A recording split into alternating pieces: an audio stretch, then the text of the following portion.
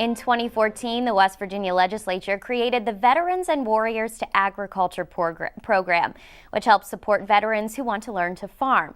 Most of those veterans have gotten technical assistance through the help of extension agents and other farmers who've donated their time to teach. Now, the Department of Agriculture is exploring the possibility of creating a formalized 12-week agricultural training course to teach veterans how to start their own small farm businesses. State and federal groups met recently to discuss the project. Roxy Todd reports.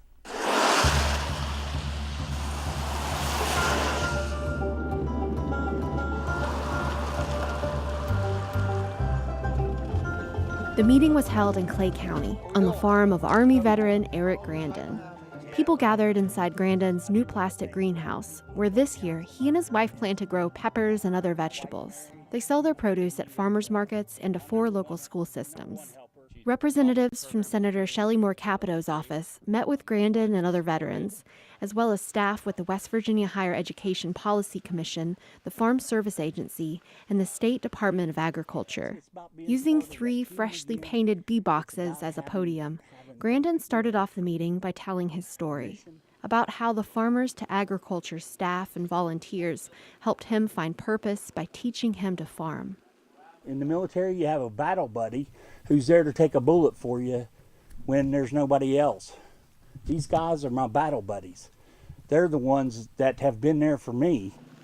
Grandin served in the Army for 20 years, and he suffers from post-traumatic stress disorder, or PTSD. Before he started farming, he says he had given up hope. And we're not just going to lay around and feel sorry for ourselves as West Virginians anymore. We're going to pick ourselves up. He found a mentor in James McCormick, a retired Army veteran himself, who coordinates the state's Veterans to Agriculture program. For Grandin, making that call to James McCormick 5 years ago changed his life. The thoughts are still there, the memories, but, I've kind of learned to find a new normal in my life. Besides the therapeutic benefits of farming, veterans like Grandin have benefited economically, too. It's made him wonder, how much food could veterans grow for the state of West Virginia?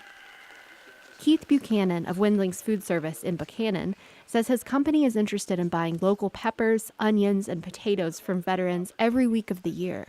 Windling's distributes food to stores and restaurants across the state. Hearing the stories from the veterans is inspiring. And I think it's a reason why you would want to do it on top of anything else. Buchanan says his customers are asking for more local food, but it's difficult to find farmers who can grow enough produce year-round. He says if veterans could be trained to package large quantities of their vegetables and freeze them, that could extend their growing season. His company is building a new packaging center in Buchanan, where veterans and other farmers would be able to bring their produce to be processed, making it easier to sell to schools, prisons, and senior centers. They buy a lot of the same types of products, and we really think that there's a viable market for things like peppers and onions and things that are main staples on menus. Selling to schools and other wholesale markets, that's something the West Virginia Department of Agriculture would like to teach to more veterans as part of a new 12-week training course. Unlike a conventional classroom, most of the courses would be taught outside on farms, says James McCormick, coordinator for the Veterans to Agriculture program. We think that it's important for us to get these folks on the farm to let them understand, what being a farmer really means. In 12 weeks of working actually in the dirt, you're going to realize whether or not you really want to do this or not. McCormick says the Department of Agriculture is looking at partnering with universities or community colleges for the short-term certificate program. They're working on setting up the training course so veterans could use their education benefits through the federal GI Bill. Well, I think there's sort of a unique model here that nobody's really explored to the level that the Veterans and Warriors to Agriculture program is specifically looking at.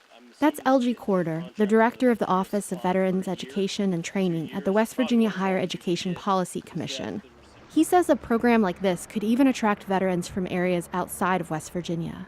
So if there's a gap that they can fill that not only active duty military could access, but then veterans when they're leaving the military could transition into, we might be able to provide some real opportunities for student veterans here in West Virginia. Mary Grandin, whose husband Eric was one of the first veterans to find help through the Veterans to Agriculture program, says she would be thrilled to see an educational program like this become available in West Virginia.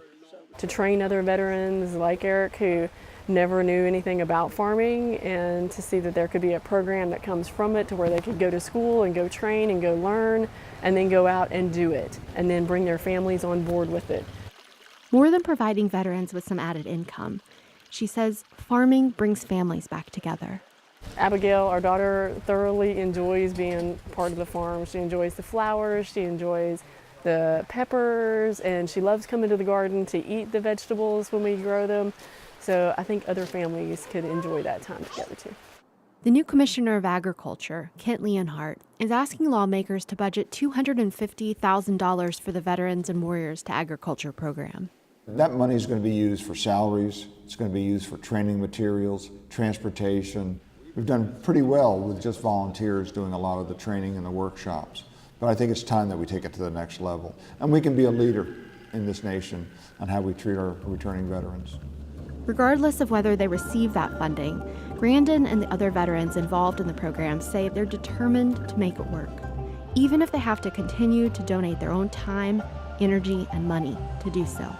For the Legislature Today, I'm Roxy Todd in Clay County.